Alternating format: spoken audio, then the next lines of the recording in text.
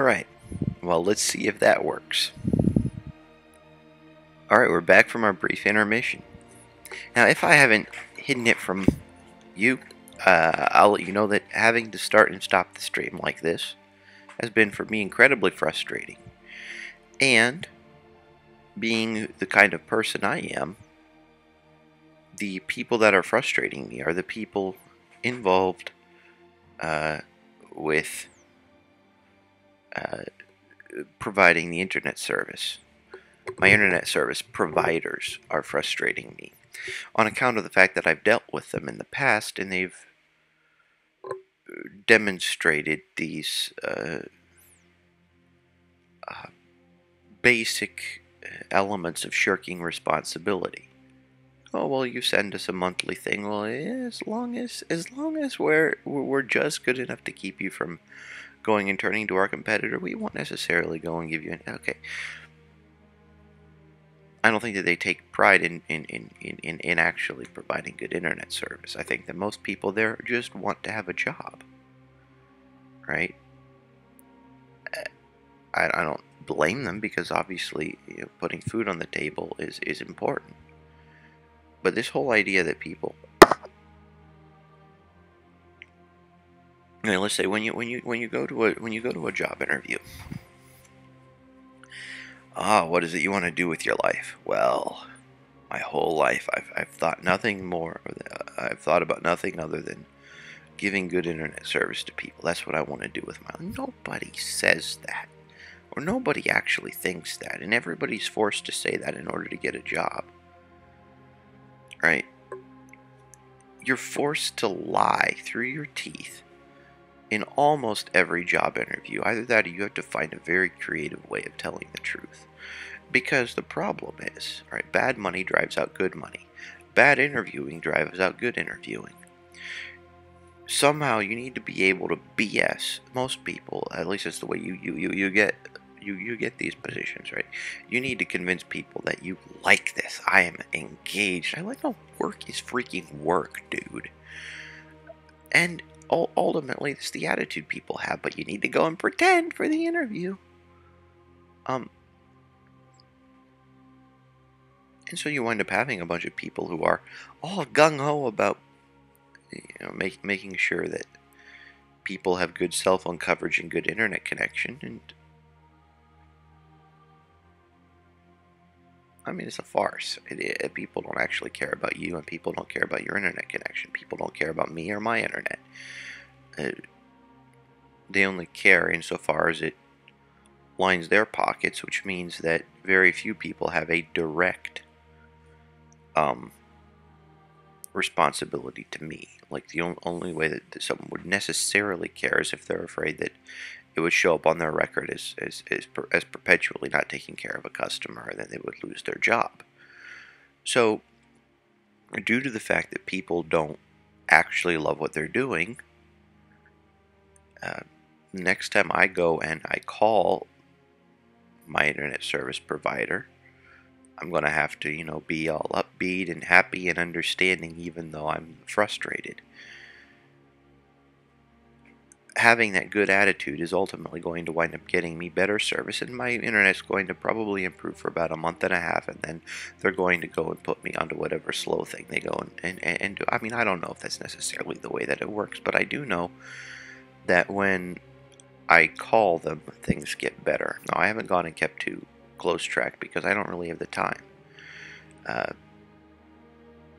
But it seems to be such that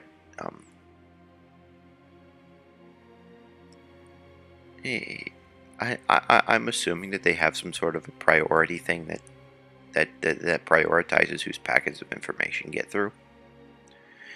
And I'm guessing it's done on a squeaky wheel gets through grease spaces. Now, I have no way of proving it, but it just seems, based on the evidence, that wouldn't be completely unreasonable to assume. And so I'm going to operate based on that assumption.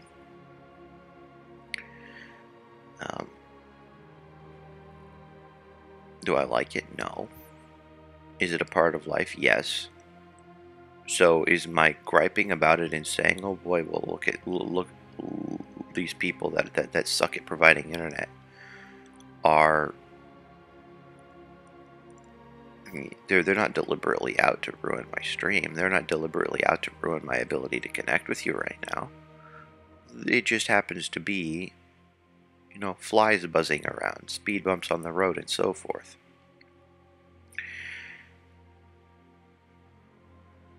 So how do I deal with those frustrating people? With a smile. And I can't smile based on the fact that things aren't working for me. That's not the thing to smile about. The thing to smile about is just the fact that the customer service people, first off, aren't, they don't know, they probably don't know squat about the technology, right? So they're actually not within it's not within their domain of expertise to be able to technically help me. They're the face of the company. They're the PR people. And even so, it's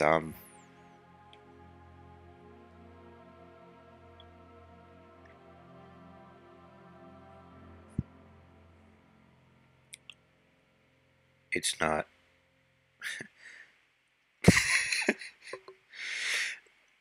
You go and you talk to them as if they're human beings that are struggling. You waste time being friendly. You waste time being polite. You waste all this time. Because in the end, it's not a waste of time, because you gain the goodwill of people. Right? And you constantly need to look at your own goodwill and the goodwill of others as a commodity. How do people earn your goodwill? How do people earn my goodwill? How do people earn the goodwill of others? There are some basic tactics of dealing with other human beings that tends to increase your chances of gaining goodwill, and other tactics that ruin it. And one of the biggest ones is just being understanding of the circumstance the other person finds himself in. Which is interesting, because there are some people like me that go and throw a monkey wrench into the whole system. Because if I call and ask for some help, and someone says, "How are you?" "Oh, I'm doing great. Thanks for asking. I'm calling the customer service line because everything is going perfectly. I just like calling customer service because, I want someone to talk to, and I don't have any friends, so I'll just call the customer service line." No, I call the customer service line because things are not going right. That's the reason. So pleasantries don't necessarily work for me, but for somebody that might, "Oh, fine, thanks. How are you?" Doesn't work for me. Will work for most people. And so is generally advise you. I wouldn't say probably "How are you doing?" or anything like that, but just having an upbeat tone to your voice, smiling even when you're on the phone with somebody, smiling when you're texting with somebody. It changes the way that you come across. And if you're having a bad day, or a bad week, or a bad month, or a bad year, if you're depressed, whatever it may be, you can still take the measures that it takes to improve your own physiological condition. You can take, medication if necessary. Take care of yourself in terms of exercise if necessary, which it is. Take care of your diet. Eat healthy. Get enough sleep. All these other things you can do in order to make yourself more approachable, in order to make yourself more palatable, in order to make yourself more friendly. And all these soft skills that you would think wouldn't be a part of actually getting things done in the world are, for better or for worse, a part of it.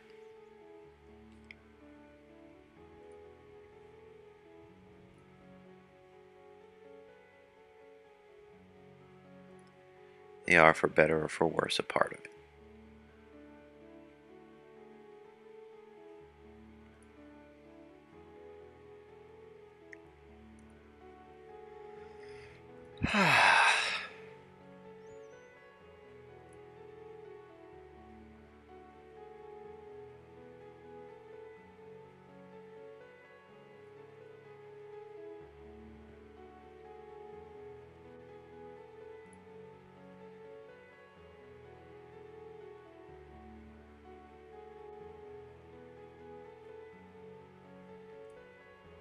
They are for better or for worse a part of it.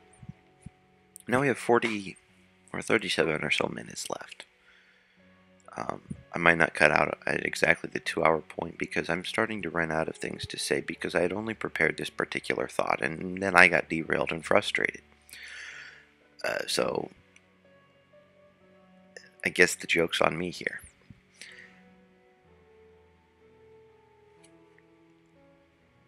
But no, hopefully I found a way of being redundant. Hopefully I found a way of saying the same thing multiple times. Hopefully I found a way of communicating an idea in such a way that it's accessible, and hopefully I've said it enough times in order to make sure the point goes through. In other words, no, I'm not going to do that anymore. I'm not going to belabor the point like that. But notice that I took one point and I stuck to it. Perhaps it was even painful how much I stuck to the point.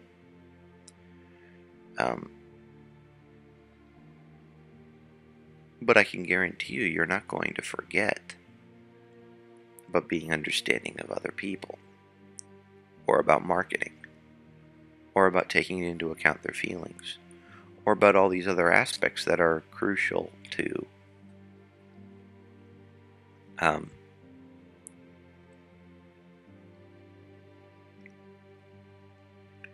getting over your own frustrations. What happened to my water cup? Oh, I took it over there.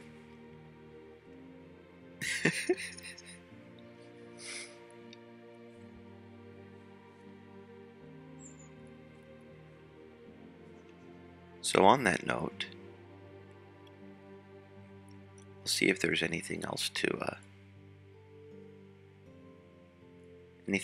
discuss.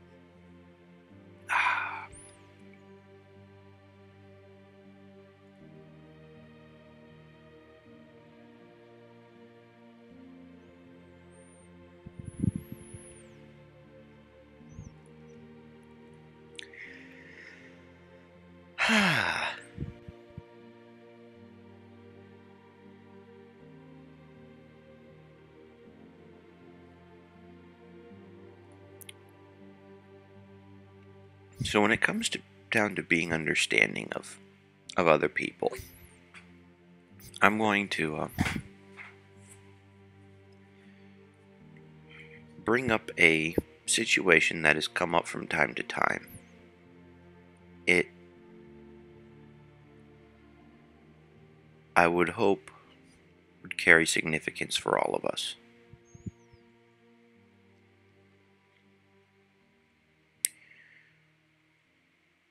I began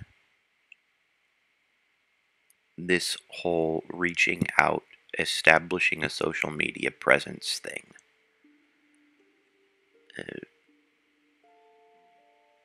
about 2 years ago. And I wound up having to learn everything from scratch. And it generally seems like the things that I consider my worst pieces were the ones that took off the most, and the things that I considered my best were ones that didn't reach viral status whatsoever. And that's, of course, because I judge based on content as opposed to emotional content. But that's really neither here nor there when it comes to the point of this. The predominant point is that a couple years ago I started writing answers about giftedness and things of that nature on Quora. And the reason I did so was pretty singular. There was one thing and one purpose and one purpose alone, and it was that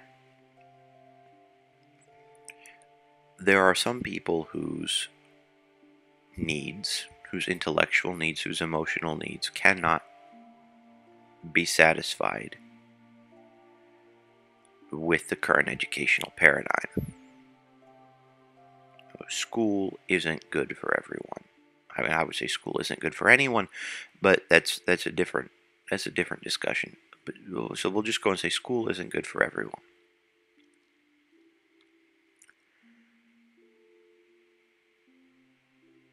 And the lion's share of the people that follow me on social media are the people that know that I understand at least some semblance of what it's like to be them.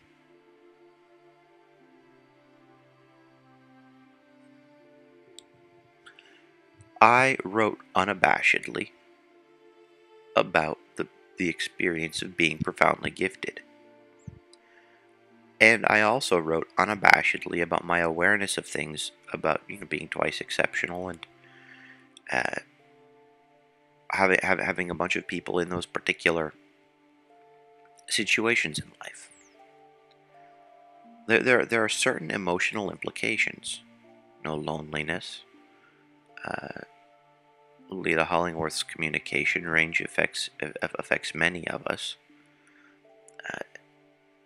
Having certain expectations of life, having certain ways of dealing with the world around us, all these different things are a part of the experience of people with certain levels of giftedness, which means that I naturally limited my audience to a great extent. I limited my audience to people that whose experiences resonate with my own.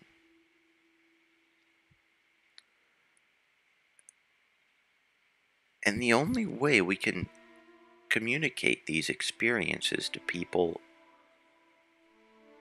who haven't had it happen to them is to come up with something analogous and communicate that instead.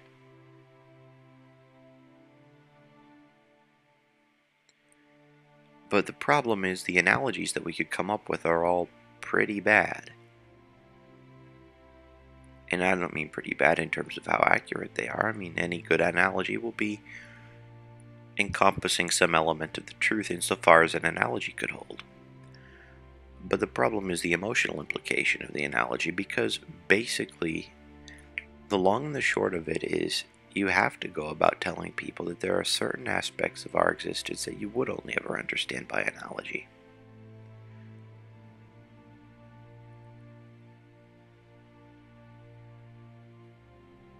There are certain ideas, certain joys, certain struggles, certain aspects of life that we experience differently than many other people do. And even to explain a fraction of a second of our existence could take hours. And then people will forget.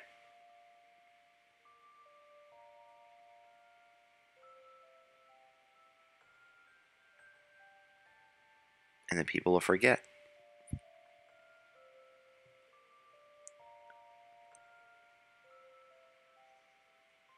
The whole PG thing, that it can be glamorized, on Good Morning America or whatever. Oh, so and so did this. Oh, this 3-year-old's playing the piano. Isn't that impressive? Oh, this 8 or 10 or 12 or 16 or whatever it is year old is going to college. Isn't that impressive? And then it winds up becoming like a circus show, and just a series of stunts, as opposed to actually caring about who somebody is as a person. Um, people that get the limelight, that's this kind of a function. Well, I mean, that's a function of the limelight. Whoever winds up getting the limelight, the only thing people care about is how that affects them. Right? People like reading about celebrities who have divorces because it makes them and their own crappy relationship seem okay because, oh, this person that gets all this attention is having the same kinds of problems. They're just like me. So this goes and shows this element of people wanting to connect more than anything else. Human beings are social animals. Human beings want to connect. The difficulty is, for some people, it's way more difficult than for others. And for those for whom it is more difficult, the last thing you need to do is go and say, oh, it's just so easy, all you need to do is this. Well, yeah, it may be easy for some people. But I'll have you know that what little bit of social acumen I have, I've gotten through years of trying multiple things, years of frustration, years of having things be difficult, and things are still difficult for me. Things haven't gotten all that much better, but they've gotten appreciably better in the past couple years as I've dared be vulnerable.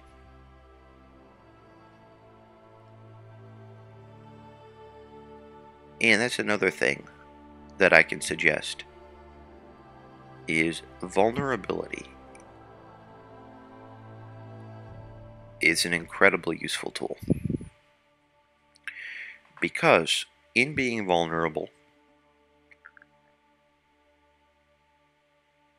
it's a risky tool.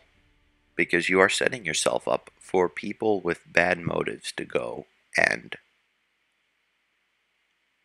hurt you.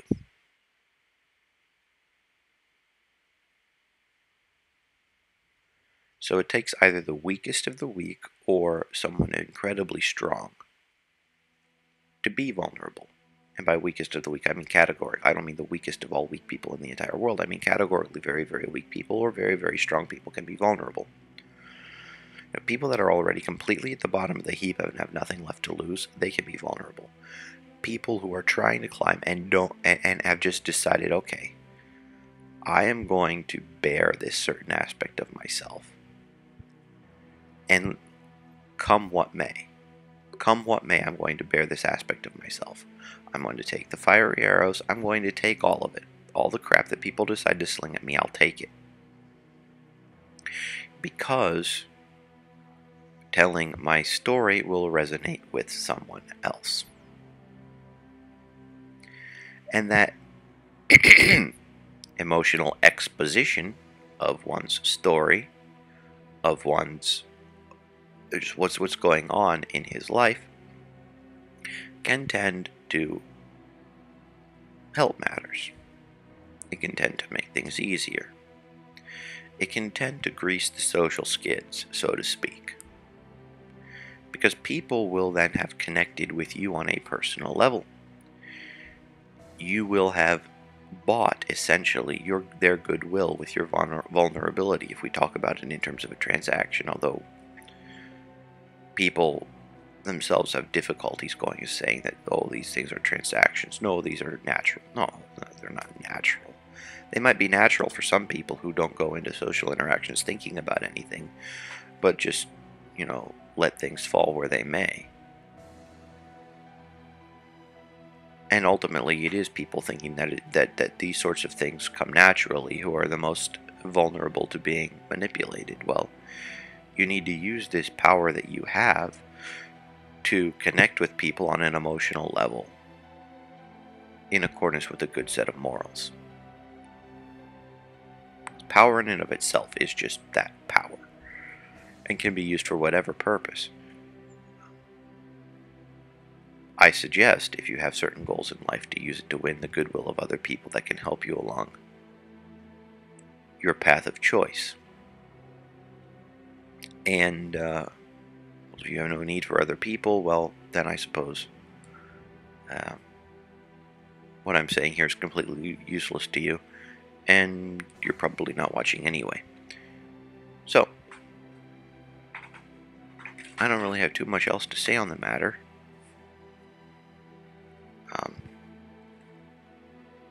Except that next time, so it'll be tomorrow morning, or tomorrow evening, or tomorrow, whatever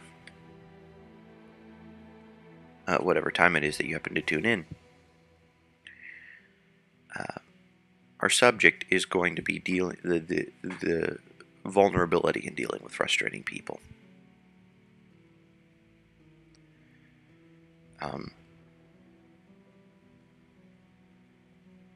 Because it's not an easy thing to do, right? So someone is there frustrating you. Someone is there essentially having set themselves up against your plans and your ideas. And then here you are in a position where it will be beneficial for you to bear even more of yourself as opposed to withdrawing. But withdrawing is the easy thing. So how to overcome these obstacles, how to deal with these things, that's what we'll talk about next time. Well, on that note, talk to you later, and wishing you all the best.